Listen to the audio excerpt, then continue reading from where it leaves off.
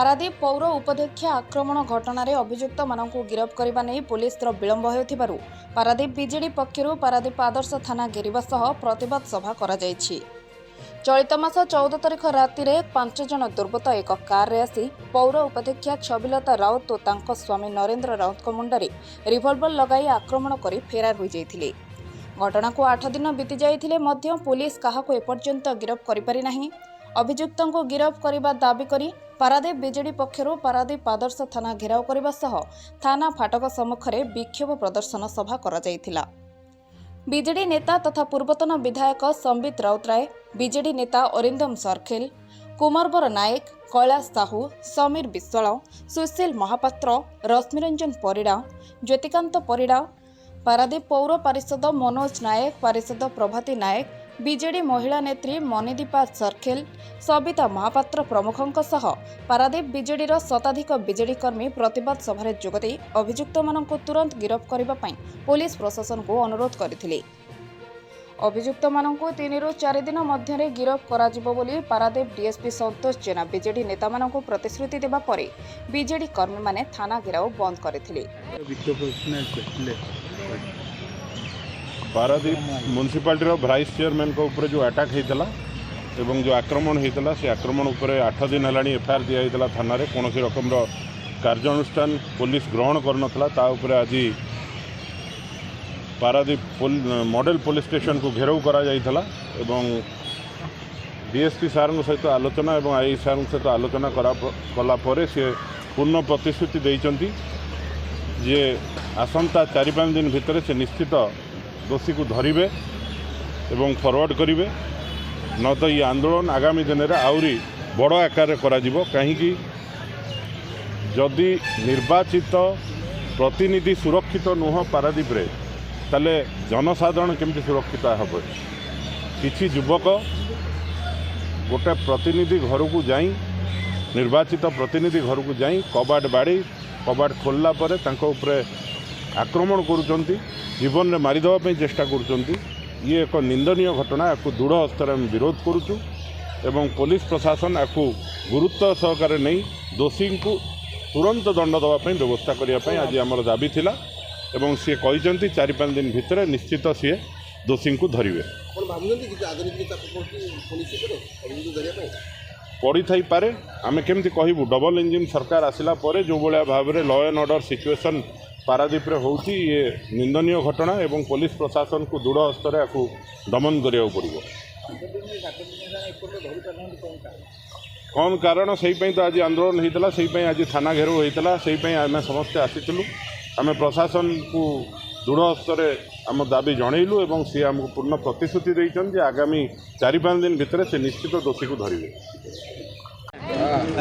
आज विक्षोभ प्रदर्शन हाँ गत 14 तारीख राति म्युनिसिपालिटी जो उपाध्यक्ष छबि मैडम मरणता आक्रमण कर कि असामाजिक लोक घर पशि बाड़ाबाड़ी करते स्वामी को समस्त और से दिन गोटे एफआईआर दिखाई किंतु दीर्घ दिन होगा सी कौन कार्यानुष्ठान ग्रहण कराला ना जिते कि प्रशासन जानी भल भाव साधारण महिला नुहे म्युनिसिपालिटी उपाध्यक्ष तो ताकू न्याय मिलने जिते विलम्ब हो तेणु विजु जनता दल आज राजरास्ता को ओल्ल ब्लॉक घेराव जो थाना घेराव कर तुरंत न्याय केमती मिल से संग्राम जारी रखी से परिप्रेक्षी आम समस्त आज एकाठी कौन कहे धरबार कहीं विफल हो आम तो निजे बुझीपारू कारण यही प्रशासन अतीत में अनेक कार्य दक्षतार सह कर आज कौन पे विलम्ब हो पचर कारण है कथा किसी राजनीति थाईपे आम तो अनुमान करें आपण मैंने जमी भावुँ मुझे भावुँ कारण से पुलिस कार्य दक्षता पर आप कौन प्रश्न करवा ना कारण अतीत देखीछु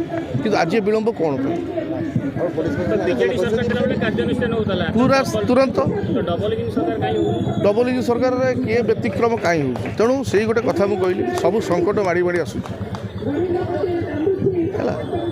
जितेबले सरकार डबल इंजिन सरकार जे केंद्र मंत्री अच्छा जुएल राम सी डेंगू प्रकोप रक्षा पाई पार धर्मपत्नी से ईरा संवरण कर डेंगू भुवनेश्वर आप विश्वास करेंगे डेंगूर प्रभाव जहाँ है प्रकोप जहाँ है आलू संकट वर्षा संकट नईरे पानी ना नवीन पट्टनायक सरकार समय नईरे पानी जहाँ बुझे आज नदी सज्जा कांदुची है कथा ତେଣୁ ଏଇ ଯେଉଁ ନ୍ୟାୟ ପାଇଁ ସଂଗ୍ରାମ ଜାରି ରହିବ ନିଶ୍ଚିତ ଭାବରେ ଆଶା କରିବୁ ତ୍ୱରିତ ପଦକ୍ଷେପ ନେବେ। କୁହନ୍ତୁ ଏଠିକାର ବିଧାୟକ ମଧ୍ୟ ମନ୍ତ୍ରୀ ତ କାର୍ଯ୍ୟାନୁଷ୍ଠାନ କାହିଁକି ଆଜ୍ଞା ଏଠିକାର ଯେ ବିଧାୟକ ଅଛନ୍ତି ସେ ନିଜ ମଧ୍ୟ ମନ୍ତ୍ରୀ ଜଣେ ତ କାହିଁକି କାର୍ଯ୍ୟାନୁଷ୍ଠାନ ହେଉଛି କ'ଣ ଅସୁବିଧା ହେଉଛି? ସେଇ ତ ଆଶ୍ଚର୍ଯ୍ୟ କଥା, ସେଇ ତ ଆଶ୍ଚର୍ଯ୍ୟ କଥା। କାହିଁ ତାଙ୍କ ଆଖିକି ଦେଖାଯାଉନି ଗୋଟେ ପୀଡ଼ିତା ମହିଳାର ଦୁଃଖ ହେଲା କଥା। କାହିଁ ତାଙ୍କ ଆଖିକି ଦେଖାଯାଉନି ଯେତେବେଳେ ବିଧାୟକ ହେଇଛନ୍ତି, ମନ୍ତ୍ରୀ ପଦ ମଧ୍ୟ ସୌଭାଗ୍ୟକୁ ପାଇଯାଇଛନ୍ତି। ତେଣୁ ଆମକୁ ବି ଟିକେ ଦେଖ, ଆମ ଆଡ଼କୁ ବି ନଜର କରନ୍ତୁ। ସାରା ଓଡ଼ିଶାକୁ ଦେଖୁଛନ୍ତି, ଆମେ ବ୍ୟସ୍ତ ଥିବେ, କିନ୍ତୁ ଏଇଟା କାହିଁ ଏମିତି ହେଉଛି ସେ ତା ପଦେ ପଦେ ଧ୍ୟାନ ଦେବା ଉଚିତ ତାଙ୍କର। ସେ କାହିଁ ଦେଇନି ଏଇଭଳି ହେଲେ ବିଜେଡ଼ି ଆଗକୁ କ'ଣ କରିବ? ବିଜେଡ଼ି ଗୋଟେ ପରେ ଗୋଟେ, ଆମେ ଯେହେତୁ ବିରୋଧୀ ଦଳର ଅଛୁ ଆମେ ତ ପ୍ରତିବାଦ କରିବୁ। ଆମେ ତ ସରକାର ନାହୁଁ ଯେ ତୁରନ୍ତ ନ୍ୟାୟ ପ୍ରଦାନ କରିବା ପାଇଁ ଆମେ ବାଧ୍ୟ କରିବୁ। ଯେହେତୁ ବିରୋଧୀ ଦଳର ଅଛୁ ଆମର ପାଖରେ ଗୋଟେ ଉପାୟ, ଆମେ ପ୍ରତିବାଦ କରିବୁ, ଯେଉଁଟା ଆମେ କରୁ ହେଲା କଥା। ତ ଚାପ ପଡ଼ୁଛି କି ବିଧାୟକର ସେ ଆସାମୀମାନଙ୍କୁ ଗିରଫ ନ କରିବା ପାଇଁ ମୁଁ କହିପାରିବିନି ସେ ବାବଦରେ, ଯେଉଁଟା ମୁଁ ଜାଣିନି ମୁଁ ସେମିତି କହିପାରିବି। ବିଧାୟକ ଚାପ ପକାଉଛି ନ ପକାଉଛି ସେ ବାବଦ ଯେଉଁଟା ମୁଁ ଜାଣିନି ମୁଁ କେମିତି କହିବି। କିନ୍ତୁ ଆମେ ନ୍ୟାୟ ପ୍ରଦାନରେ ବିଳମ୍ବ ହେଉଛି, ସେଇଟାও ସବୁଠୁ ଦୁଃଖର କଥା ହେଲା କଥା। ଆପଣମାନେ ଜାଣି ରଖନ୍ତୁ ବିଜୁ ଜନତା ଦଳର କ'ଣ ସଭାପତି ନାହାନ୍ତି। ମାସେ ତଳୁ ବିଜୁ ଜନତା ଦଳ ସମସ୍ତ ସଂଗଠନକୁ ଭାଙ୍ଗି ଦିଆଯାଇଛି। ସେଠି ବର୍ତ୍ତମାନ ଜିଲ୍ଲା ସଭାପତି କେହି ନାହାନ୍ତି, ବ୍ଲକ ସଭାପତି କେହି ନାହାନ୍ତି, କି ମ୍ୟୁନିସିପାଲିଟି ସଭାପତି ମଧ୍ୟ କେହି ନାହାନ୍ତି। এইটা ଗୋଟେ ଆଳ କରିକ ଯେ ମ୍ୟୁନିସିପାଲିଟି ସଭାପତି ପଦବୀ ଆଉ କେଉଁଠି ନାହିଁ। ଆଜି ଶଙ୍ଖ ଭବନ ଆଜି ଏବଂ ଆସନ୍ତାକାଲି 2 ଦିନ ଧରି ଆମର 15 ଜଣିଆ ଯେଉଁ ଷ୍ଟିଅରିଂ କମିଟି ହେଇଛି ତାର ମିଟିଂ ବସୁଛି ଏବଂ ଆଗାମୀ 15-20 ଦିନ ଭିତରେ ଆମେ ସବୁ ସାଂଗଠନିକ ଯଦି ପଦପଦବୀ ଆଉଥରେ ଫିଲଅପ୍ ହେବ ଏବଂ ସେହି ପରିପ୍ରେକ୍ଷୀରେ ଜିଲ୍ଲା ସଭାପତି ହେଉ, ବ୍ଲକ ସଭାପତି ହେଉ, ମ୍ୟୁନିସିପାଲିଟି ସଭାପତି ପୁଣି ଆଉଥରେ ଘୋଷଣା କରାଯିବ। ଏବେ ଆପାତତଃ କେଉଁଠି କେହି ନାହାନ୍ତି। ଡବଲ ଇଞ୍ଜିନ ସରକାରରେ